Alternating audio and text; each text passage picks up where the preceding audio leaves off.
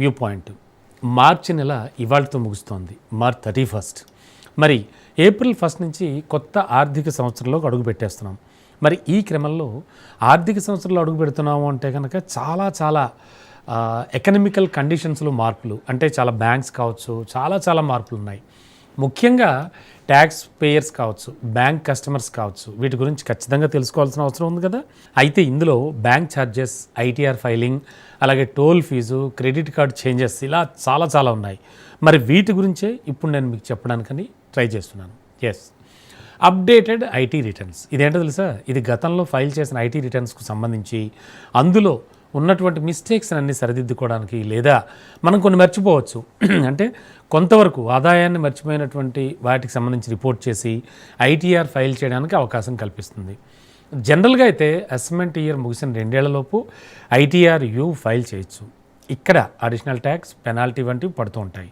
మరి ఏప్రిల్ 1 నుంచే, అంటే ఏప్రిల్ 1 నుంచే దీన్ని దాఖలు చేయొచ్చు.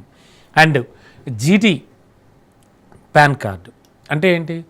2026 మార్చ్ 31 వరకు కూడా పాన్ కార్డు అప్లై చేయడానికి గుర్తింపు కార్డుగా ఆధార్ కార్డు ఉంటే సరిపోతూ ఉండేది, మనకు తెలుసు. ఇప్పుడు ఏప్రిల్ 1 నుంచి రూల్స్ అన్నీ మారిపోతున్నాయి. ఇంకా ఎక్స్ట్రా డాక్యుమెంట్స్ కావాలి. Date of birth certificate, voter ID, 10th class memo, ఇలాంటివన్నీ కూడా అవసరం పడవచ్చు. అండ్ ఎస్బీఐ క్రెడిట్ కార్డు, దీనికి సంబంధించి ఒక కీలకమైన విషయం మనం మాట్లాడుకోవాలి. ఈ కార్డు కూడా కీలకమైన ప్రకటన చేసింది. రివార్డ్స్ పాయింట్స్ రీడెంప్షన్ పాలసీల్లో కూడా మార్పులు చేసింది. రీడీమ్ చేసుకునే విధానంలో చాలా మార్పులు చేసింది. నెలకి గరిష్టంగా 60,000 పాయింట్ల పరిమితిని విధించేసింది, అంటే ఒక లిమిటెడ్గా. ఇంకా కొన్ని రకాల కార్డుల్లో క్యాష్ బ్యాక్ ప్రయోజనాల్లో కూడా కోతలు విధించారు. ఇదంతా ఏప్రిల్ 1 నుంచి అమల్లోకి వచ్చేస్తుంది. అండ్ హెచ్డిఎఫ్సి బ్యాంక్, ఈ అతిపెద్ద ప్రైవేట్ రంగ బ్యాంక్ కూడా చాలా కీలకమైన చేంజెస్ని ప్రకటించింది. ఇక్కడ ఇప్పటికే లోన్ వడ్డీ రేట్లు తగ్గించి ఫిక్స్డ్ డిపాజిట్ రేట్లు అయితే పెంచింది. ఇంకా లాకర్ ఛార్జీలు కూడా పెంచేసింది. ఇవి ఏరియాస్ని బట్టి, అంటే ఆయా ప్రాంతాలను బట్టి, లాకర్ సైజుని బట్టి మారుతుంటాయి. ఇంకా యూపీఐ ద్వారా ఏటీఎం క్యాష్ విత్డ్రాకి సంబంధించి కూడా పరిమితులను విధించింది. మరి పరిమితి దాటితే పెనాల్టీ పడుతుందని కూడా పేర్కొంది. వీటిలో కొన్ని ఏప్రిల్ 1 నుంచే అమల్లోకి వచ్చేస్తాయి. ఇక ఫాస్ట్యాగ్ ఫీజు పెంపు.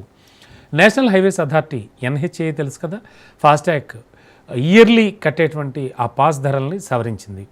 ఏప్రిల్ 1 నుంచి ధర పెంచుతారు. ఫాస్ట్యాగ్ యాన్యువల్ పాస్ ధర అంతకుముందు 3,000 ఉంటే ఇప్పుడు 3,075 రూపాయలకు పెరిగింది. And RuPay debit card, RuPay platinum debit card హోల్డర్స్కి మీదట ఎయిర్పోర్ట్, ట్రైన్ లాంజ్లోకి ప్రవేశించడానికి వీల్లేదు.